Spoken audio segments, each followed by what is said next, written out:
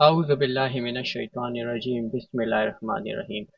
अस्सलाम वालेकुम everyone and welcome back to the void phantoms YouTube channel. तो आज इस वीडियो में हम लोग अपने एक दूसरे प्रोजेक्ट को आप लोगों के साथ डेमोन्स्ट्रेट करेंगे, जिसका नाम हम लोगों ने रखा है वॉइड एस ई, यानी वॉइड सर्च इंजन। तो वॉइड सर्च इंजन बनाने का मकसद ये था हमारा कि हम लोग आप लोगों को बता सकें कि गूगल किस तरह काम करता है। तो हम लोगों ने ये एक गूगल का क्लोन आप लोगों के सामने बताया है, ताकि आप लोगों को उसकी इंटरनल वर्किंग के बारे में पता चल जाए और आप लोग मज़ीद फेमिलियर हो जाएं कि आप जब गूगल पर कोई भी कीवर्ड सर्च करते हैं तो बैक एंड में क्या होता है। तो हमारा जो ये प्रोजेक्ट है ये बेसिकली इन्वर्टेड इंडेक्सिंग यूज़ करता है पेजेस को स्टोर करने के लिए, और ये TF IDF ranking system use करता है उनकी रैंकिंग के लिए। इसके साथ आप यहाँ पे नीचे देख सकते हैं कि इसमें टोटल 1200 डॉक्यूमेंट्स हैं इसके डेटाबेस में, और अराउंड 30,000 वर्ड्स हैं उन डॉक्यूमेंट्स में।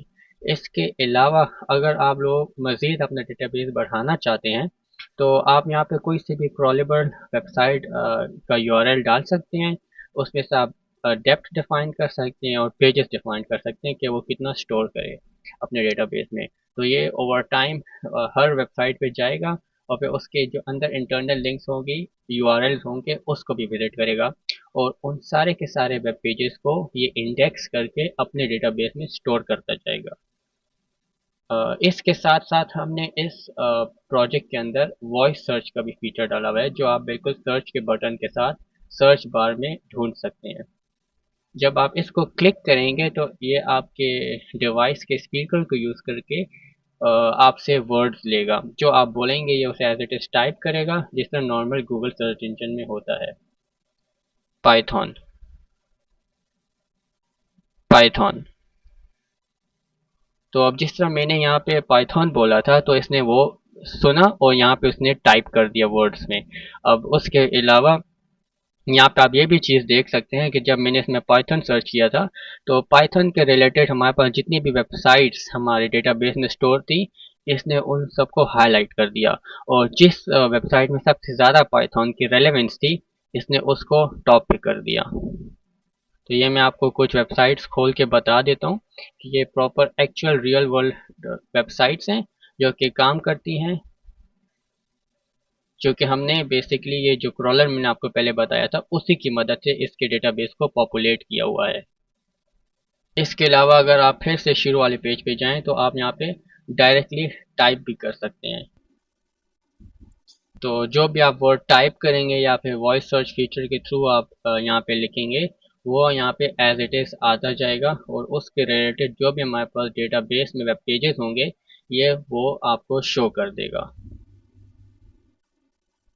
लेकिन फर्स्ट कैन अगर आपसे कोई गलती हो गई है, जिस तरह आप बर्गर लिखना चाह रहे थे लेकिन आपने गलती से बर्डर लिख दिया, तो इसमें एक दूसरा फीचर है कि ये आपको जो उस बर्गर वर्ड के रिलेटेड वर्ड्स होंगे उनको भी बताएगा जो इसके पास ऑलरेडी उसके डेटाबेस में मौजूद हैं।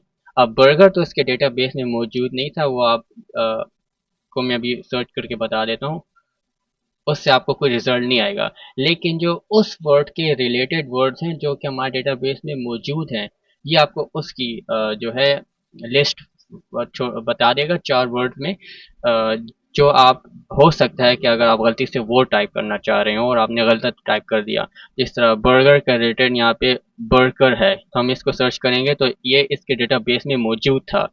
इस वेबसाइट पे बर्गर वाला वर्ड यूज़ हुआ हुआ है, तो इसने हमें उसकी सजेशन दे दी थी कि हो सकता है आप वो सर्च करना चाह रहे हो, जिस तरह नॉर्मली हमारे पास गूगल पे होता है। तो बेसिकली यही हमारा आज का प्रोजेक्ट है। अब हम लोग चलते हैं कि आप इसको अपने सिस्टम के ऊपर किस तरह रन कर सकते हैं। अब अगर आप लोग चाहते हैं कि ये वाला प्रोजेक्ट आप लोग लोकली अपने पीसी के ऊपर खुद रन करें, तो उसके लिए आपको सबसे पहले इस गिटहब रिपॉजिटरी पे जाना होगा, जिसकी लिंक आपको डिस्क्रिप्शन में मिल जाएगी। उसके बाद आपने इस कोड वाले ग्रीन बटन पे क्लिक करना है, जहाँ से आप डायरेक्टली इसकी ज़िप फाइल डाउनलोड कर सकते हैं, या अगर आपके पास VS कोड इंस्टॉल्ड है प्रॉपर गिटहब के एक्सटेंशंस के साथ, तो आप सिंपली ये URL कॉपी कर सकते हैं और वहाँ से जाके आपने VS कोड में लिखना है git clone और फिर ये URL आपने पेस्ट कर देना है। तो अब ये कमांड क्या करेगा कि ये उस गिटहब रिपॉजिटरी से आपकी सारी रिक्वायर्ड फाइल्स फेच करेगा और लोकली उनको इंस्टॉल कर देगा इस फोल्डर में। अब इसके बाद आपने अपनी डायरेक्टरी चेंज करनी है ताकि ये जो आप void se वाले फोल्डर इसमें जा सकें। तो उसके लिए सबसे पहले आपने cd लिखना है जो कि चेंज डायरेक्टरी करेगा आपके लिए। फिर आपने इस डायरेक्टरी का नाम लिखना है जिस पे आप जाना चाहते हैं। तो अब जब आपकी डायरेक्टरी चेंज हो गई है तो आप इसमें देख सकते हैं कि काफ़ी ज़्यादा रिक्वायर्ड लाइब्रेरीज़ हैं जो कि मोस्ट प्रोबेबली हर किसी के पीसी पे इंस्टॉल नहीं होगी। तो उसके लिए ये कमांड आप लोगों ने रन करना है जो कि बेसिकली सारी यहाँ से रिक्वायर्ड लाइब्रेरीज़ आपके इंस्टॉल करेगा। ये आपको इसके read.md फाइल में मिल जाएगा या आप यहाँ से डायरेक्टली इसको कॉपी कर सकते हैं। अब जब आपका वो कमांड फुल एग्जीक्यूट हो जाए उसके बाद आपने एक दूसरा कमांड रन करना है। ये कमांड बेसिकली इंश्योर करेगा कि आपका server properly up and running हो और उसको ये एक्सेसिबल बना देगा 8000 वाली पोर्ट पे ताकि आप क्लाइंट एज अ क्लाइंट उसको इजीली एक्सेस कर सकें अपने ही लोकल पीसी से।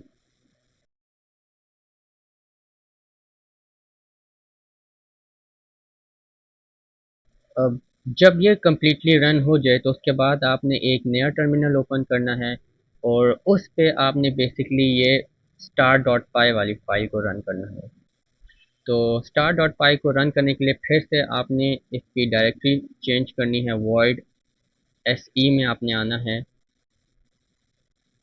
उसके बाद आपने ये कमांड रन करना है python start.py।